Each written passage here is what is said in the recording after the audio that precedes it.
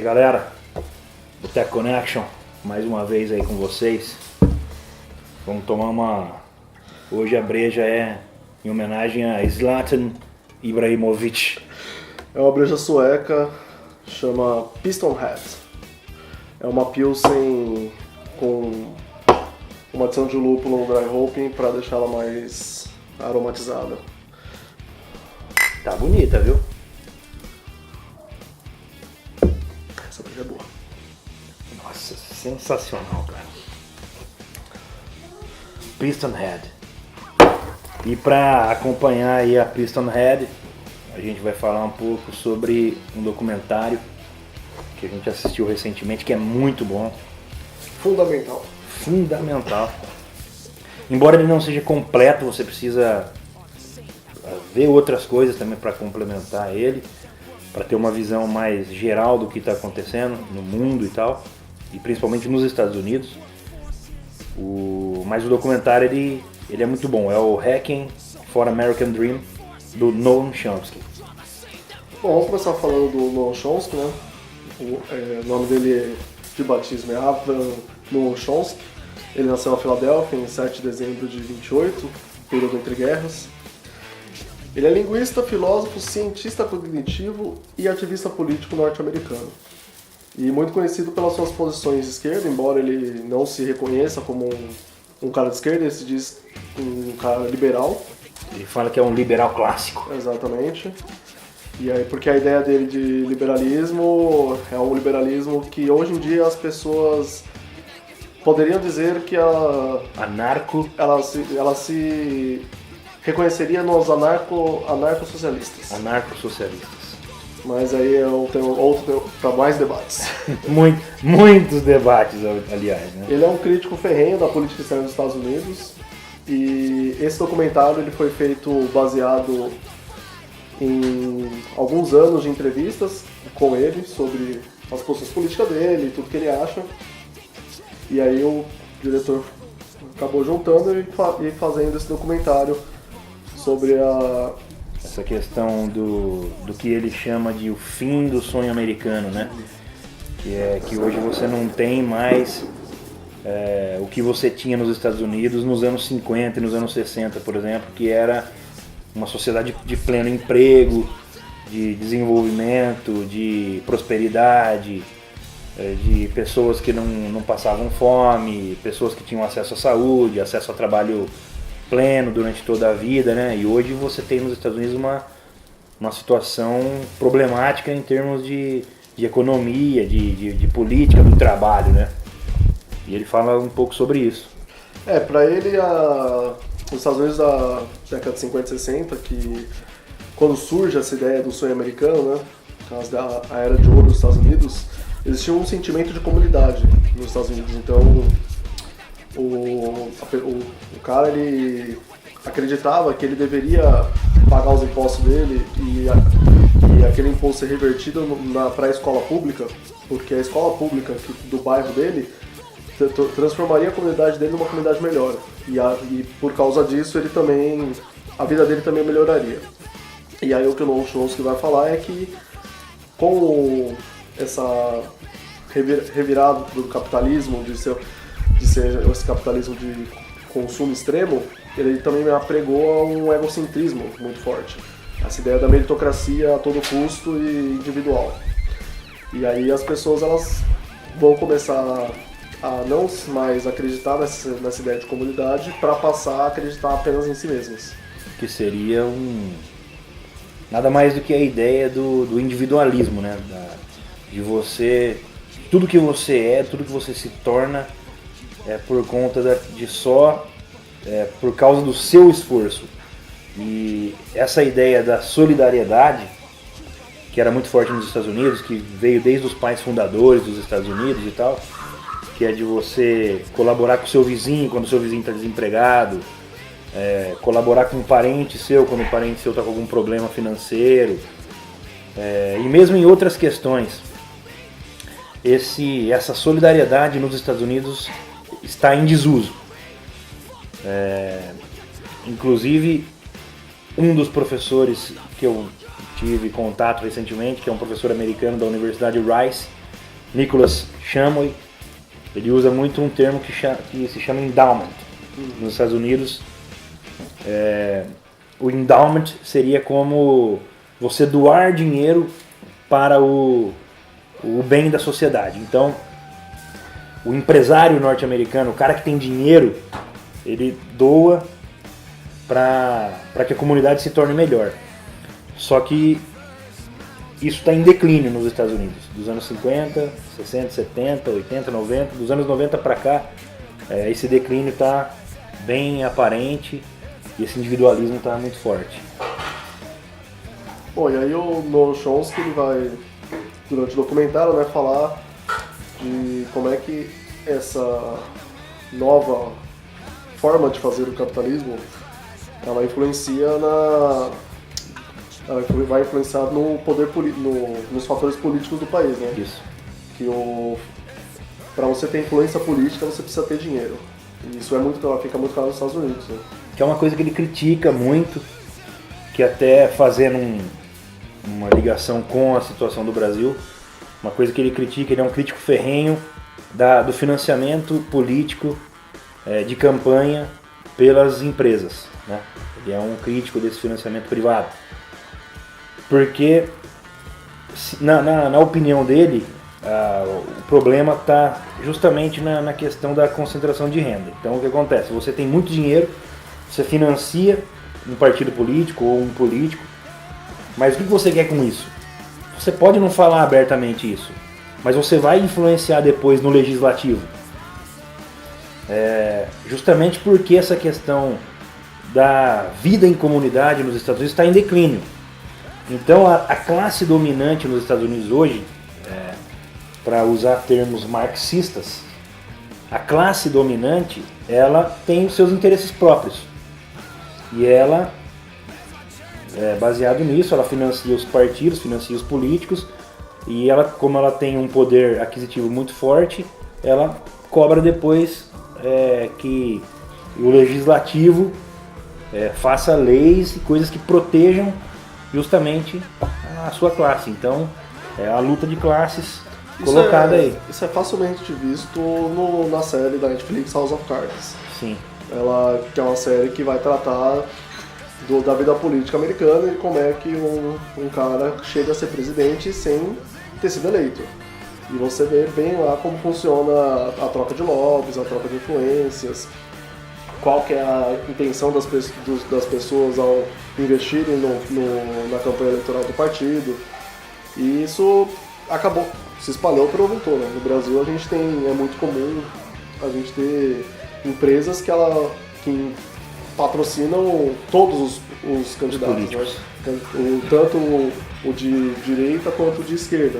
A empresa vai lá e patrocina os dois, porque quem ganhar ela vai ter depois uma influência para aprovar leis e tudo mais. Tanto é que a Odebrecht, a JBS, a OAS, todas essas aí que estão envolvidas nesses escândalos aqui no Brasil, patrocinaram tanto o PT como o PSDB, como o PMDB, ou seja, elas estão no meio político como um todo, eles não têm ideologia. A ideologia é defender o que é meu. E uma ideia de que quer ajudar o Brasil, mas a gente sabe que até isso acontecer, são 500 anos aí, o Brasil está na mesma, né? E aí o que o Noam Chomsky vai dizer é que nos Estados Unidos o que parece que existe é que as empresas elas têm mais direitos do que os próprios cidadãos. Eu cito o caso da General Electric, né? Sim.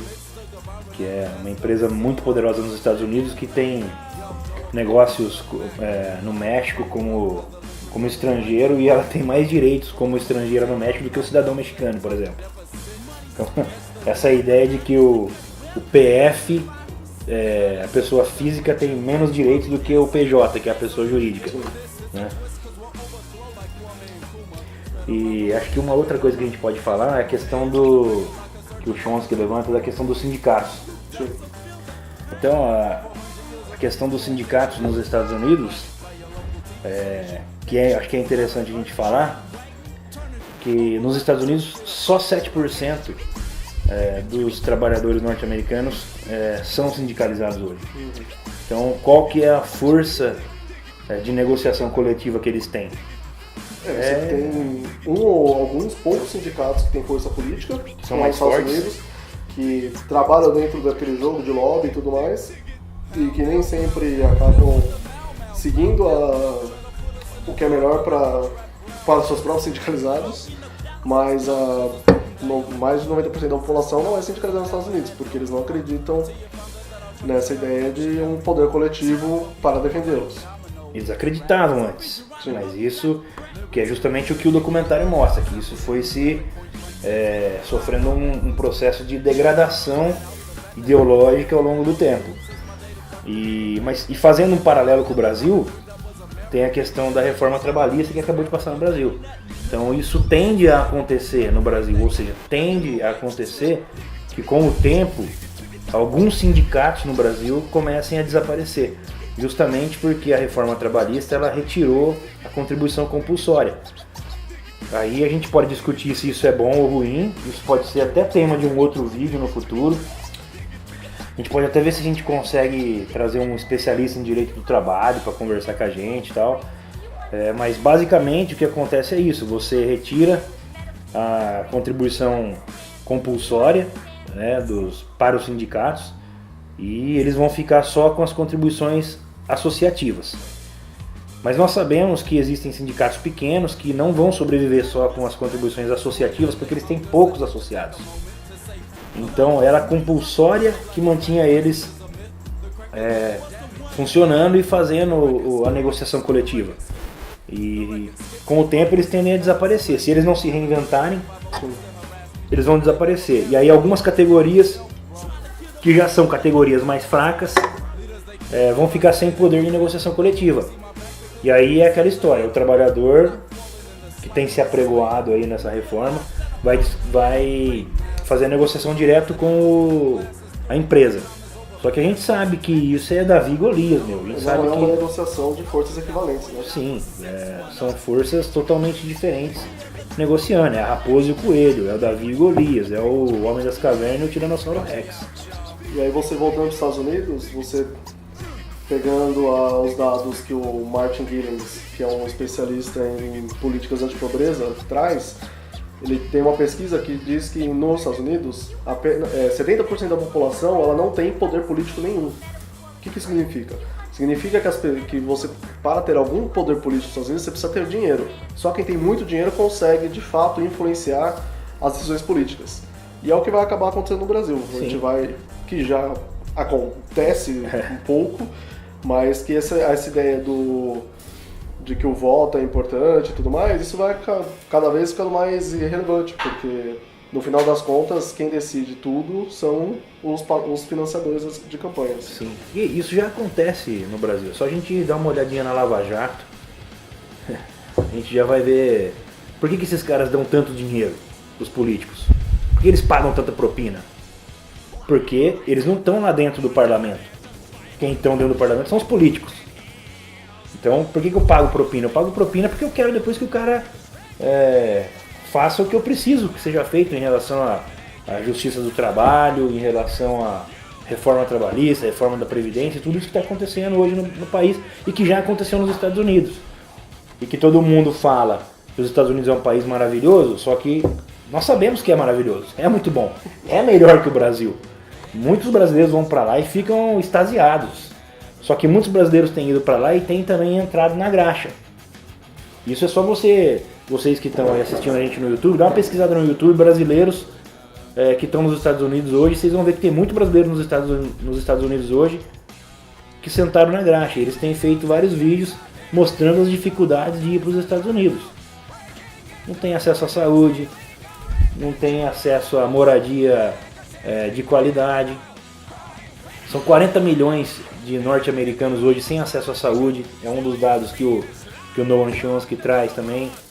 E isso novamente volta novamente para o que o documentário fala, que tudo isso é em decorrência da diminuição do sentimento de comunidade que os americanos tinham.